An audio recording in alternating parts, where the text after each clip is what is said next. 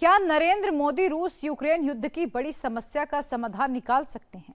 क्योंकि पुतिन ने Europe, America समेत 26 मुल्कों के यूक्रेन को सेफ्टी देने के ऐलान के बाद धमकी दी है। पुतिन ने कहा है कि यूक्रेन में अगर एक भी यूरोपीय सैनिक दिख गया तो जिंदा नहीं बचेगा। इसके बाद से एक बड़े युद्ध का खतरा मंडराने लगा है। और अभी नई दिल्ली में फ्रांस के राष्ट्रपति इमैनुअल मैक्रों की प्रधानमंत्री नरेंद्र मोदी से रूस यूक्रेन युद्ध रोकने पर मीटिंग हुई। मैक्रों ने प्रधानमंत्री मोदी को पेरिस में हुई मीटिंग के बारे में जानकारी दी। मैक्रों ने कहा कि भारत और फ्रांस यूक्रेन में न्याय संगत और स्थायी शांति के लिए समान रूप से प्रतिबद्ध हैं। फोन पर बातचीत के बाद प्रधानमंत्री मोदी ने भी इस मीटिंग की जानकारी दी है। यूक्रेन में युद्ध को जल्द से जल्द खत्म करने की कोशिश को लेकर बातचीत हुई। प्रधानमंत्री ने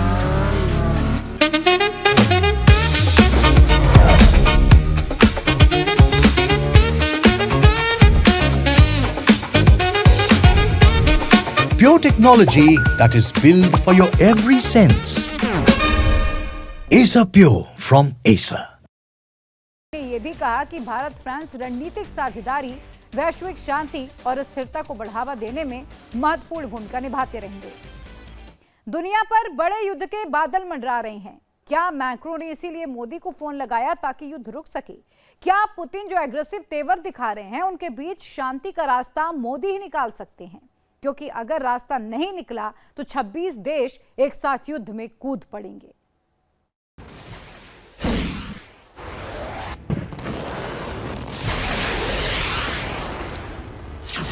दुनिया पर एक साथ 26 युद्ध का खतरा।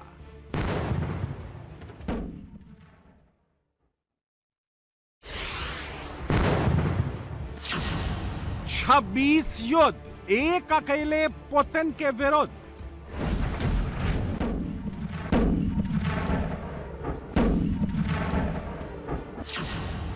ज़ेलेंस्की को बचाएंगे, 26 लड़ जाएंगे।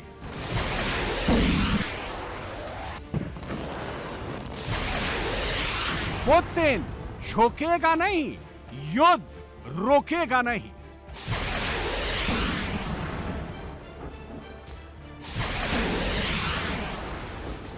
पेरिस में जिस वक्त फ्रांस के राष्ट्रपति ने यूक्रेन को 26 देशों की सेफ्टी की गारंटी देने का ऐलान किया, उसी के बाद से रूस यूक्रेन युद्ध के एक्सलेट होने की आशंका बढ़ गई है। क्योंकि जवाब में पुतिन ने भी क्लियर कह दिया है कि शांति से आओगे तो सॉल्यूशन मिलेगा, ताकत दिखाओगे तो बम गोला मिलेगा। यूक्रेन में 26 देशों को तगड़ा जवाब मिलेगा। यूक्रेन में एक भी सैनिक जिंदा नहीं बचेगा। इसी के बाद से आशंका जताई जा रही है कि क्या रूस यूक्रेन का युद्ध एक बड़े युद्ध की तरफ जा रहा है? क्या 26 देश ज़ेलेंस्की के लिए पुतिन से 1-to-1 लड़ने जा रहे हैं?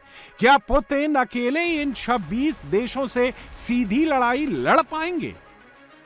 क्योंकि ज़ेलेंस्की को अब अमेरिका समेत यूरोप के 26 देशों ने खुल्लम खुल्ला सेफ्टी देने का ऐलान कर दिया है। और ज़ेलेंस्की ने भी कह दिया है कि अब बात अकेले यूक्रेन की नहीं, अब बात अमेरिका और यूरोप की हो गई है। पुतिन को झुकना ही होगा, बातचीत की टेबल पर आना ही होगा। कल पेरिस में 26 देशों और यूरोपियन संघ ने यूक्रेन को वायु, थल, जल और यूक्रेन की सेनाओं के सुधार के माध्यम से मजबूत सुरक्षा गारंटी देने के लिए संयुक्त सेना बनाने की प्रतिबद्धता जताई। कल हमने देखा कि गठबंधन न केवल इच्छुक है बल्कि उसे पूरा करने में सक्षम भी है। हम अगले दिन की तैयारी कर रहे हैं, लेकिन उस दिन के लिए हमें पुतिन को बातचीत की मेज पर लाना होगा। एक बात तो तय है कि पुतिन झुकने वाले नहीं, और अब जो नया फ्रेमवर्क तैयार हुआ है उससे ज़ेलेंस्की और यूरोप भी पीछे हटता नहीं दिख रहा है। अब सवाल है कि अगर पुतिन वर्सेस 26 का युद्ध होता है तो क्या होगा? अब तक वॉर हिस्ट्री कहती है रूस यूक्रेन का युद्ध बहुत बड़ा युद्ध हो सकता है। इसके पीछे वजह भी है, और वजह है यूरोप। दुनिया के जितने भी बड़े युद्ध हुए हैं उसमें यूरोप मेन कैरेक्टर और फैक्टर रहा है। यूरोप में द्वितीय विश्व युद्ध 1 सितंबर 1939 को जर्मनी के पोलैंड पर आक्रमण के साथ शुरू हुआ। 8 मई 1945 को जर्मनी के सरेंडर के साथ समाप्त हुआ, जिसमें मित्र राष्ट्र ब्रिटेन, फ्रांस, सोवियत संघ और अमेरिका ने एक्सिस शक्तियों जर्मनी, इटली, जापान को हराया। सेकेंड वर्ल्ड वॉर में अलाइड पावर में 50 देश शामिल थे। इस बार फिर बड़े युद्ध की आशंका का मेन फैक्टर यूरोप ही है, बस इस बार युद्ध के कैरेक्टर बदल गए हैं। इस बार अकेले रूस के खिलाफ अमेरिका समेत 26 यूरोपीय देशों ने हामी भरी है, जो यूक्रेन को बचाने के लिए आर्मी, एयरफोर्स, नेवी के सैनिक यूक्रेन में भेजने को तैयार हो गया है, जबकि इटली, जर्मनी और स्पेन ने सेना भेजने से इनकार कर दिया है, लेकिन फंडिंग और ट्रेनिंग में मदद की बात कही है। लेकिन सवाल यह है कि अगर ऐसा हुआ तो पलड़ा किसका भारी है, क्योंकि रूस पिछले 1290 दिनों से युद्ध लड़ रहा है। रूस ने यूक्रेन के करीब 20% हिस्से को कब्जे में कर लिया है। 20% हिस्सा मतलब लगभग 1,14,500 वर्ग किलोमीटर पर कब्जा कर रखा है। इसमें क्रीमिया, डोनेट्स्क, लुहांस्क, खेरसोन और ज़पोरिज़िया जैसे इलाके शामिल हैं, जिसे रूस अपनी सामरिक और ऐतिहासिक धरोहर मानता है और इन्हें छोड़ने को तैयार नहीं है। यूरोप और अमेरिका समेत ये 26 देश पीछे से यूक्रेन को सपोर्ट करते रहे हैं, लेकिन जैसे ही इन देशों ने अपने सैनिक भेजने की बात कही, हालात गंभीर हो गए हैं, क्योंकि पुतिन किसी भी कीमत पर अपनी शर्तों से पीछे हटने को तैयार नहीं है। इसी बात से समझ सकते हैं कि जब मैक्रो पेरिस में युद्ध के खिलाफ यूक्रेन में 26 देशों की सेना की सपोर्ट की बात कर रहे थे, उस वक्त पुतिन के ड्रोन यूक्रेन पर और ज्यादा फायर कर रहे थे। रूस ने उस रात यूक्रेन में 112 ड्रोन से हमले किए।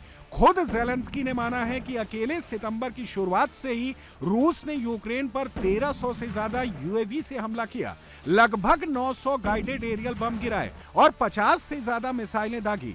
चेरनीहिव, Kharkiv, Odesa, Kherson, Kyiv, Zaporizhzhia, Dnipro, Kirovohrad, Khmelnytskyi, Zhytomyr, Volyn, Ivano-Frankivsk, Rivne और लीव पर अटैक किया। अब सवाल है कि क्या 26 मुल्कों के यूक्रेन को सेफ्टी देने के ऐलान के बाद क्या रूस थम जाएगा? क्या 26 मुल्कों के पास इतना बारूद है? क्या 26 मुल्कों के पास इतना एटम बम है? क्या 26 मुल्कों के पास इतनी ताकत है जो रूस को बैकफुट पर लाएंगे?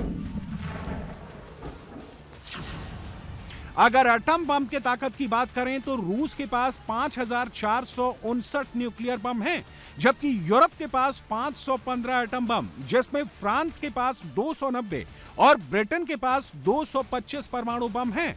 अमेरिका अगर इसमें शामिल होता है तो उसके पास 5,225 परमाणु बम है। लेकिन यह युद्ध न्यूक्लियर वॉर तक जाएगा लगता नहीं है, क्योंकि अगर न्यूक्लियर वॉर की स्थिति बनती है और रूस चाहता है कि 1290 दिन की स्थिति नहीं बने, जिस तरह से ट्रंप का अब तक का पुतिन को लेकर रुख रहा है, उससे लगता नहीं है कि अमेरिका युद्ध जैसे किसी स्थिति के फेवर में है। क्योंकि जब पत्रकारों ने यूक्रेन को सेफ्टी गारंटी पर सवाल किया तो ट्रंप ने रूस को लेकर युद्ध खत्म करने की ही बात की, ना कि पुतिन को चिढ़ाने की। यूक्रेन के साथ आपको जो सुरक्षा गारंटी मिली है उसके बारे में क्या कहना है सर? ठीक है, हम इसका हल निकाल लेंगे, हम उनकी मदद करेंगे। देखिए, हम बहुत सारी जानें बचाना चाहते हैं, इसलिए हम इसके लिए कुछ करेंगे। मुझे लगता है कि लोग यही उम्मीद करते हैं, हम सबकी मदद करेंगे। यूरोप इसमें सबसे आगे होगा और वो पहले आना चाहते हैं, वे इसे खत्म होते देखना चाहते हैं। अचानक से ये एक साथ खत्म होगा। सच तो यह है कि ट्रंप जब प्रेसिडेंट बने थे तभी उन्होंने रूस यूक्रेन युद्ध खत्म करवाने का दावा किया था, लेकिन 6 महीने से ज्यादा हो गए हैं। पुतिन से 50 बार फोन पर बात कर चुके हैं, दुनिया भर में बड़े माहौल के साथ अलास्का में मीटिंग भी की, लेकिन नतीजा क्या निकला? 0। मुश्किल यह है कि ट्रंप पर भरोसा ही नहीं रहा, क्योंकि ट्रंप कहते हैं कुछ और करते कुछ हैं। अभी अचानक से युद्ध खत्म करने की बात कर रहे हैं, लेकिन ये होगा कैसे? क्योंकि ना यूरोप राजी हो रहा है, ना ज़ेलेंस्की मानने को तैयार है, और पुतिन तो पीछे हट ही नहीं रहे। फिर 26 देशों का यूक्रेन को सेफ्टी देने की बात के बाद ट्रंप का यह कहना कि अचानक युद्ध खत्म हो जाएगा, इस बात का मतलब क्या है? क्या ट्रंप 26 देशों के साथ रूस को ताकत के बल पर दबाने का इरादा रख रहे हैं? अगर ऐसा है तो पुतिन कम नहीं है। अगर पुतिन और 26 देशों की एक्टिव मिलिट्री की तुलना करें तो रूस के पास 10 लाख सैनिक हैं, यूरोप के पास 12,98,969 सैनिक हैं, रिजर्व मिलिट्री रूस के पास 20 लाख की तादाद है और यूरोप के पास 17,50,132 सैनिक हैं। टैंक के मामले में रूस के पास 12,267 टैंक हैं और यूरोप के पास 4,377 हैं। इसमें रूस कहीं ज्यादा आगे है।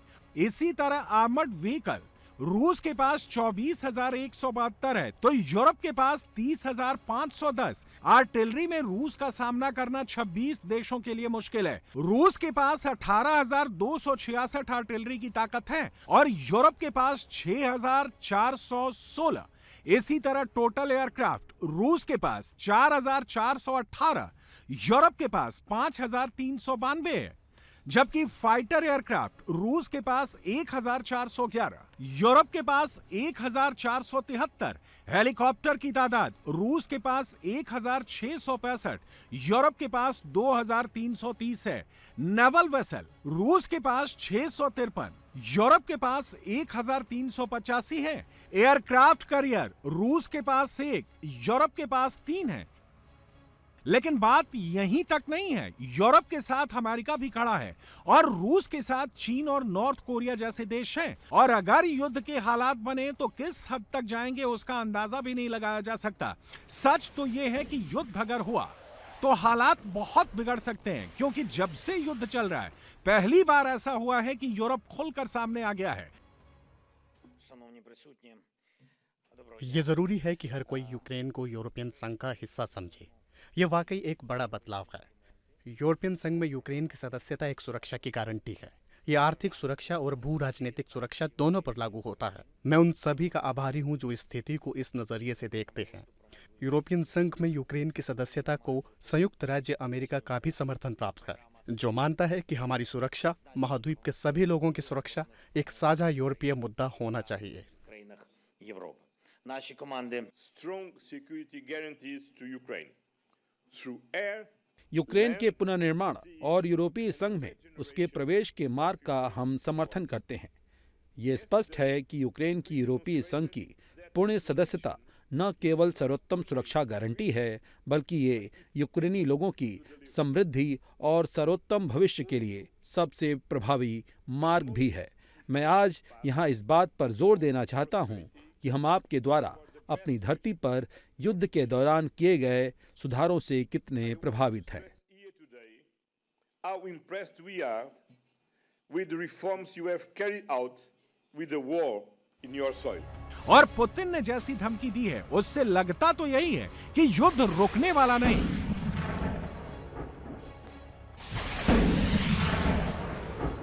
तो क्या यूरोप और रूस तीसरे विश्व युद्ध की तरफ बढ़ रहे हैं?